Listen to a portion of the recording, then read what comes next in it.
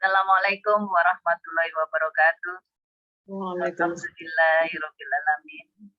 Wassalatu wassalamu ala asyrofil anbiya'i wal mursalin wa ala alihi washabihi ajmain amma ba'd. Pada yang terhormat dan yang kami muliakan Ibu Nyai Hajah Dr. Anda Bidati Afrika PDI selaku pengasuh Pondok Pesantren Nurul Faizah dan juga para pemirsa serta para jamaah baik yang tergabung dalam majelis zikir maupun KPH Umroh Haji Nurul Faizah. Insya Allah yang dirahmati Allah Subhanahu wa Ta'ala. Marilah kita panjatkan puji dan syukur atas kehadirat Allah Subhanahu wa Ta'ala yang telah memberikan rahmat, taufik dan hidayah pada kita sehingga hari ini kita masih bisa berkumpul kembali dalam majelis ilmu. Dan tidak lupa sholawat dan salam kita haturkan kepada junjungan kita Rasulullah Muhammad SAW yang telah membawa syariat Islam untuk seluruh umat manusia. Dan alhamdulillah kita semua telah diberikan Allah hidayah sehingga kita dapat menjalankan syariat Islam. Dan semoga kita dapat menjalankannya hingga akhir hayat kita. Semoga khatimah. Amin. Amin. Ya Rabbal Alamin. Susunan acara pengajian hari ini adalah 1 pembukaan, 2 mo'idhah hasanah, 3 doa, dan 4 penutup. Dengan rahmat Allah Subhanahu wa Ta'ala kita buka acara pengajian hari ini dengan ucapan basmalah bersama-sama. Bismillahirrahmanirrahim. Para pemirsa dan juga para jamaah sekalian yang selalu dirahmati Allah Subhanahu wa Ta'ala, sering kita mendengarkan bahwa hari Jumat ini luar biasa berkahnya, bahkan ada sekarang Jumat berkah. Okay. Kemudian bagaimana sebetulnya hari Jumat ini? Apa ada di dalamnya? Ada apa di dalamnya tentang hari Jumat ini? Mari kita simak bersama mo'idhah hasanah hari ini tentang penjelasan hari Jumat. Untuk itu kepada Bunyai waktu dan tempat kami persilakan. Bismillahirrahmanirrahim. Assalamualaikum warahmatullahi wabarakatuh. Waalaikumsalam warahmatullahi wabarakatuh. Bismillahirrahmanirrahim. Alhamdulillahirabbil alamin wa astaghfirullahal azim. Wala haula wala quwwata illa billahil aliyil azim. Allahumma shalli wa sallim wa barik ala sayyidina Muhammadin tibbil qulubi wa dawaiha wa afiyatil abdani wa shifaiha wa nuril absari wa dhiyaiha wa ala alihi wa sahbihi wa sallim amma ba'd. Para bapak, para ibu, jamaah asal zikir, jamaah haji, jamaah umroh, KPH Nurul Faizah, di mana berada saya hormati. Alhamdulillah bertemu kembali dengan saya. Kali ini kita kaji tentang penjelasan hari Jumat. Dan juga pemirsa di mana berada yang saya hormati. Hari Jumat itu disebut Sayyidul Ayyam. Sayyidul Ayyam itu Sayyid itu kalau bahasa Jawa bendoro, ya, bendara juragan. Hari yang paling baik adalah hari Jumat. Nabi pernah bersabda, hari yang paling baik itu hari Jumat karena pada hari Jumat itu Allah menciptakan manusia, Allah menciptakan Nabi Adam dan Allah memasukkan Nabi Adam ke surga hari Jumat. Allah mengeluarkan juga Nabi Adam dari surga, ditaruh di bumi untuk mengelola bumi sampai anak cucunya sampai sekarang ini juga hari Jumat. Kemudian hari kiamat nanti juga terjadi hari Jumat, Masya Allah. Hari Jumat termasuk Sayyidul Ayyam, hari yang paling a'zamuha indallah, hari yang paling agung di hadapan Allah. Namun demikian kita tidak boleh mengkultuskan hari. Makanya Nabi melarang kita mengkhususkan salat tahajud hanya di malam Jumat, kemudian puasa hanya di hari Jumat. Ya. Meskipun hari Jumat itu sangat istimewa. Kemudian di dalam hari Jumat itu kita disunahkan apa saja, disunahkan berdoa. Pada hari Jumat itu ada waktu mustajabah. Kapan itu? Di antara khutbah duanya khotib. Kalau khotib itu sedang khutbah, lalu khutbah pertama ada jeda sebelum khutbah kedua, biasanya berhenti sejenak, duduk sejenak khotibnya. Nah, itu tempat mustajabah, waktu mustajabah yang hanya ditemui hanya sebentar saja ya, sebentar itu. Kalau sudah khotib duduk ya sebelum khutbah kedua, setelah khutbah pertama langsung kita berdoa to the point, ya Allah minta apa. Nah kalau ibu-ibu itu salat Jumat gimana? Ya berarti nggak ketemu waktu mustajabah itu. Kalau rumahnya dekat masjid, lalu dengar khutbah Jumat selesai, sholat Jumat khutbah pertama selesai, berhenti sebelum khutbah Jumat kedua, lalu berdoa boleh enggak? Boleh, karena waktunya tidak dikhususkan yang berada di masjid, tetapi waktu antara dua khutbah. Kalau enggak ketemu hari khutbah Jumat itu antara dua khutbah Jumat, lalu kapan lagi? Ada setelah sholat asar. Ya. Setelah sholat asar itu disebut juga apa? Hari waktu mustajabah. Waktu mustajabah setelah sholat asar pada hari Jumat. Ya. Akhir sa'atin min sa'atin nahar. Ya. Itu adalah akhir hari di hari Jumat. Itu kan termasuk dalam waktu mustajabah. Kalau malam Jumatnya sepertiga malam akhir. Sepertiga malam akhir hari biasa saja sudah istimewa. Apalagi kalau sepertiga malam yang akhir, Masya Allah. Maka kalau dia minta apa saja oleh Allah dikabulkan. Iya. La yafiquha abdun muslimun yas'alullah azza wa jalla fiha khairan illa adahu iyahu. Wahya ba'dal asri, setelah sholat asar. Tidak meminta, tidak berdoa, tidak memohon seorang hamba yang muslim kepada Allah pada akhir siang di hari Jumat, jadi setelah sholat asar, kecuali Allah memberikan permohonannya itu. Asal permohonannya itu baik akibatnya. Ya, baik akibatnya, Masya Allah. Akhir. Kemudian selain seperti malam akhir malam Jumat, kemudian ketika antara dua khutbah Jumat, kemudian ketika setelah sholat asar, ada lagi bagi orang yang puasa di Jumat, mungkin dia hadir di hari Jumat lalu puasa di hari lahir, atau anaknya lahirnya hari Jumat, dia puasa di lahir anaknya, hari lahir anaknya, digabung dengan Kamis atau Sabtu. Nabi itu bersabda, kau jangan puasa di hari Jumat saja kecuali kau gabung dengan Kamis atau Sabtunya. Nah kalau sedang puasa di hari Jumat, Masya Allah, selama puasa waktu mustajabah. Siangnya mustajabah karena puasa, malam Jumatnya mustajabah karena memang malam Jumat Allah mengabulkan doa. Kemudian disunahkankah salatus sholati wassalim ala rasulillah anti wa yaumiha. Disunahkan memperbanyak sholawat dan salam kepada Rasulullah malam Jumat dengan harinya, pagi, siang, sore.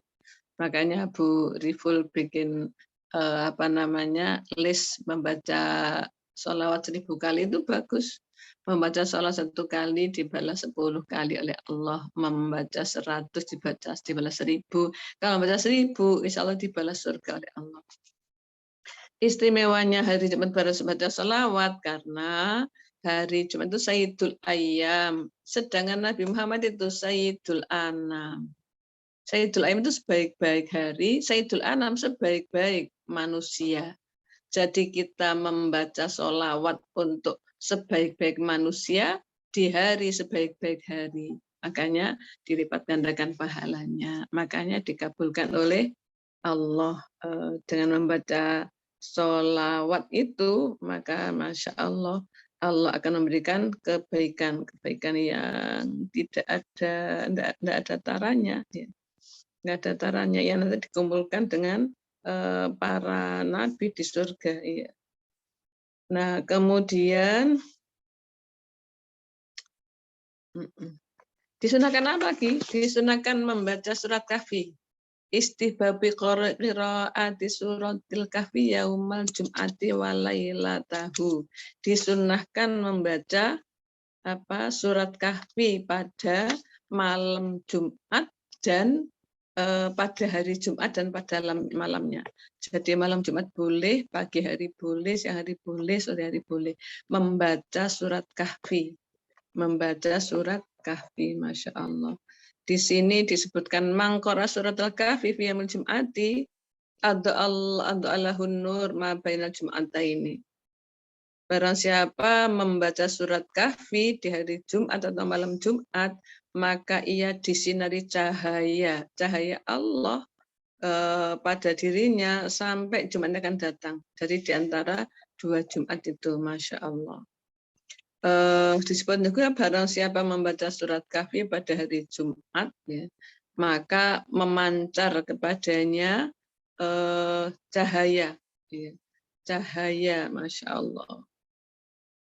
Sampai hari kiamat itu, dan Allah mengampuni dosanya di antara 2 Jumat. Ya, selain ada cahaya pada dirinya, pada hatinya, pada pikirannya, pada dirinya, juga Allah mengampuni dosanya sampai Jumat akan datang. Jumat akan datang disambung lagi dengan Kahfi, diampuni lagi. Kalau tiap hari baca surat Kahfi berarti diampuni dosanya seumur hidupnya. Insyaallah.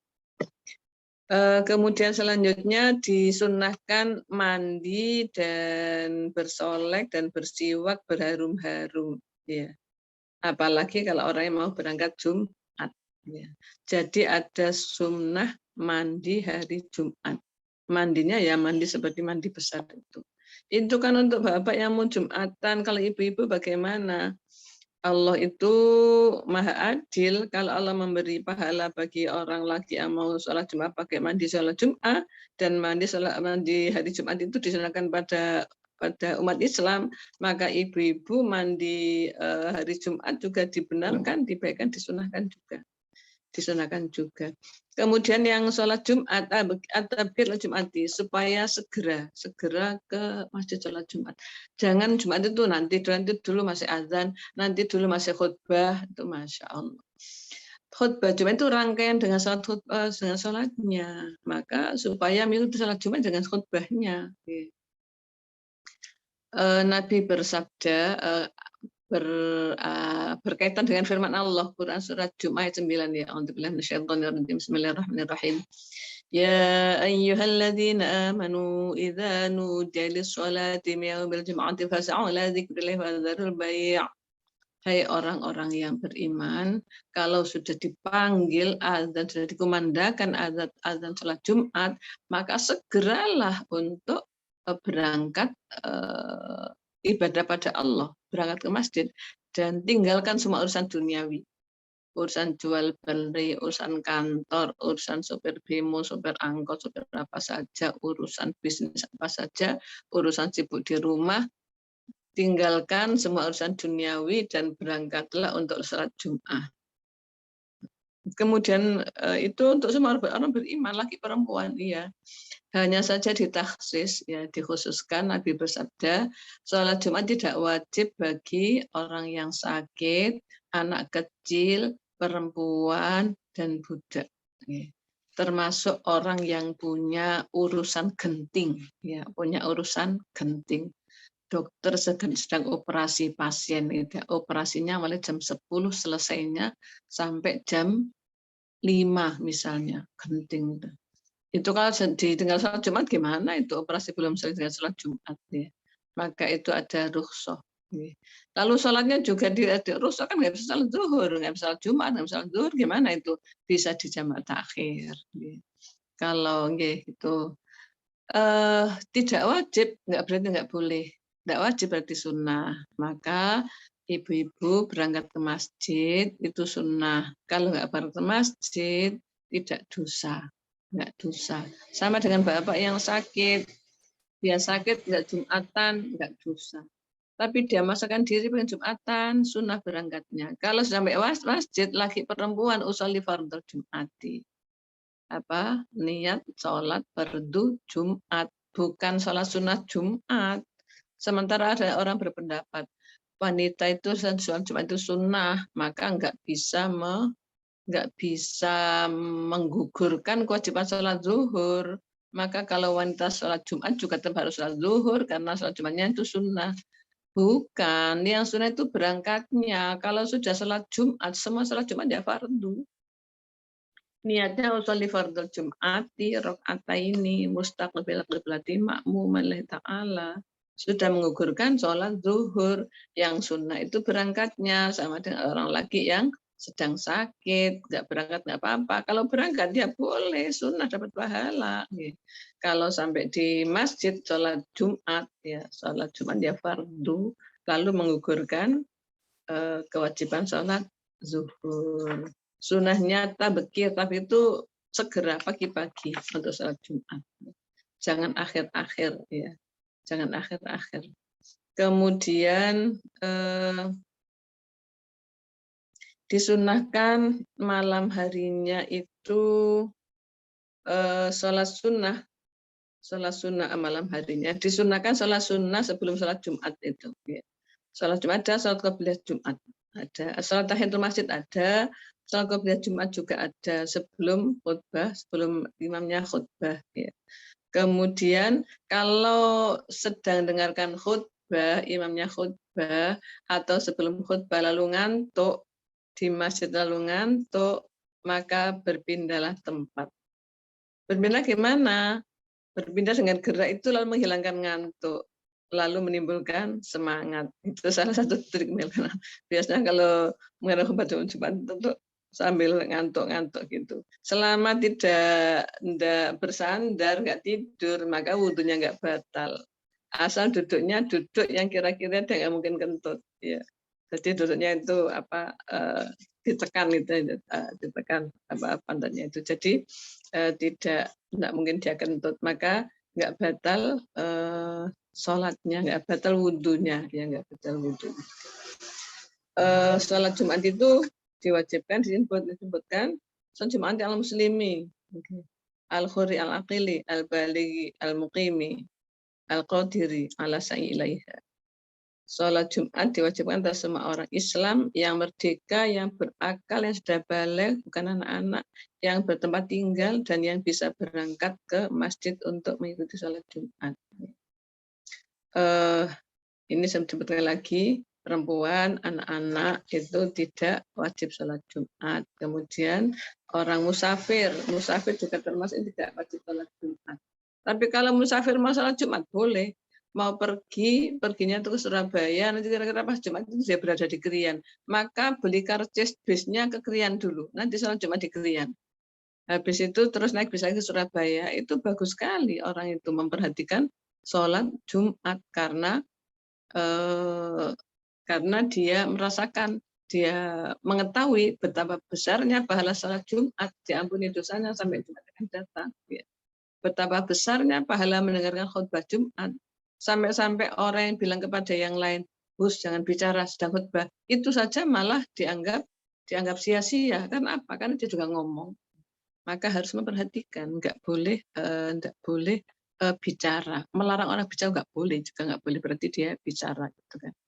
Juga termasuk orang yang punya uzur tadi, dokter yang operasi atau dokter yang melayani persalinan, perawat juga, gitu. Perawat kan perempuan, mungkin ada yang laki ya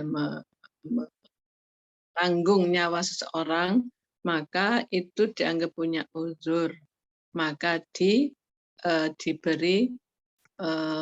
diberi rukhsah, kemurahan, dispensasi untuk dilakukan sholat Jumat karena sedang ada uzur tadi itu. Kemudian tentang khutbah Jumat sudah biasa ya, ada rukunnya itu supaya ada bacaan Qur'annya, ada syahadatnya, ada muji Allah, ada nasihatnya. Maka para khotib juga supaya memenuhi rukun khutbah Jumat itu, ada memuji Allah, ada syahadat, lalu ada bacaan Quran, ada duka nasihat, mau'izah ya. Di antara khutbah Jumat disunahkan untuk duduk tadi itu, lalu disebut dengan waktu mustajabah. Ketika khutbah Jumat diharuskan suaranya keras, suaranya lantang sehingga bisa masuk ke dalam relung hati. Berbicara ketika khutbah Jumat dilarang, melarang orang bicara juga dilarang. Dilarang melarang orang bicara. Itu karena apa? Karena jadi gaduh. Sholat sunnah sebelum Jumatan dan setelah Jumatan. Qobliyah Jumatan dan Ba'diyah Jumat itu ada. Para bapak, para ibu sekalian, karena hari Jumat itu hari yang istimewa, maka supaya kita memperhatikan hari istimewa. Hari yang diistimewakan Allah, supaya kita memperhatikan tempat Jumat dibersihkan. Kalau kita di rumah, yaitu tadi membersihkan badan, membersihkan, malah disunahkan untuk melakukan sunnah fitrah. Apa sunnah fitrah itu? Sunnah fitrah itu sunnah mengembalikan kita seperti kita waktu lahir dulu. Jadi sunnah mencukur bulu ketiak, bulu kemaluan juga, kemudian motong kuku, ya, kemudian siwak, pakai siwak. Kalau saya kan tiap hari, apalagi hari Jumat. Ya. Sunnah fitrah itu maka potong kuku itu hari Jumat, bukan hari Minggu, bukan hari Ahad, gitu kan. Tugas hari Minggu, ku potong kuku, itu harus di-delete niku, harus diganti. Tugas hari Jumat, ku potong kuku. Loh, gak cocok ya? Ya dibuat sedemikian rupa. Tugas hari Jumat, potong kuku sunnah, gitu ya. Jadi di hari Jumat itu disunahkan melakukan apa? Sunnah fitrah. Jadi sunnah kita kembali seperti waktu kita lahir dulu, bersih semuanya, termasuk apa namanya, jenggot, apalagi kumis. Nah, kumisnya memang diingu, dibersihkan, dirapikan. Jadi sunnah melakukan hal-hal yang kembali kita kepada fitrah dulu. Itu disunahkan hari Jumat, ya, bukan hari lain Jumat sunnahnya. Dan bahkan potong kuku ada aturannya. Jari manis dulu, kemudian jari tengah, jari telunjuk, jari jempol, jari kelingking, itu Masya Allah. Sampai sekecil itu Nabi mengatur dalam syariat Islam pada hari Jumat itu. Ini sementara tentang apa keterangan pada hari Jumat. Kalau sholat tahajud dari Jumat gimana? Boleh, tapi memang tiap hari sholat tahajud. Tiap hari sholat tahajud termasuk hari Jumat. Hari Jumat ditambah rakaatnya boleh, tambah sholat duhanya boleh. Tapi yang nggak boleh adalah duha khusus hari Jumat, tahajud khusus hari Jumat, nggak boleh. Tahajud itu menjadi kolaborasi, sholat tahajud diawali dengan tobat, diawali dengan kolaborasi sholat hajat, sholat tasbih, diakhiri witir, boleh. Mudah-mudahan ada manfaatnya. Kita akhiri dengan doa. Bismillahirrahmanirrahim. Allahumma anfa'na bima 'allamtana wa 'allimna ma yanfa'una warzuqna ma yanfa'una. Rabbana atina fid dunya hasanah wa fil akhirati hasanah wa qina adzabannar. Wa sallallahu alaihi Muhammad alhamdulillahil alamin. Al-Fatihah. A'udzubillahi minasyaitonir rajim. Bismillahirrahmanirrahim. Iyyaka na'budu wa iyyaka nasta'in. Ihdinas siratal mustaqim. Shiratal ladzina an'amta 'alaihim. Untuk pengembangannya bisa pada ceritanya jawab nanti. Wallahu muwaffiq ila aqwamit thoriq. Assalamualaikum warahmatullahi wabarakatuh. Waalaikumsalam warahmatullahi wabarakatuh. Matur nuwun Bu Nyai, masyaallah, tambahan ilmu untuk kita semuanya, para jamaah dan juga para pemirsa. Dan para pemirsa yang bergabung hari ini, Masya Allah Bu Nyai, mungkin ada keponakan saya, teman saya juga bergabung hari ini. Jadi selamat datang ya. Yang mungkin saya belum pernah kenal, monggo terima kasih atas gabungnya hari ini. Mungkin nanti kita lanjutkan dengan sesi tanya jawab, jadi tidak perlu untuk meninggalkan, masih ada lagi sesi kita untuk sesi tanya jawab. Matur nuwun Bu Nyai atas mauidhah hasanah untuk hari ini. Mudah-mudahan bermanfaat untuk kami semua, dan Bu Nyai tetap sehat walafiat, bisa membimbing kami semua, karena kami masih butuh bimbingan Bu Nyai. Matur nuwun. Kita tutup acara pengajian hari ini dengan ucapan hamdalah bersama-sama. Alhamdulillahirabbil alamin. Subhanakallahumma wa bihamdika asyhadu an la ilaha illa anta astaghfiruka wa atubu ilaik. Assalamualaikum warahmatullahi wabarakatuh. Waalaikumsalam warahmatullahi wabarakatuh.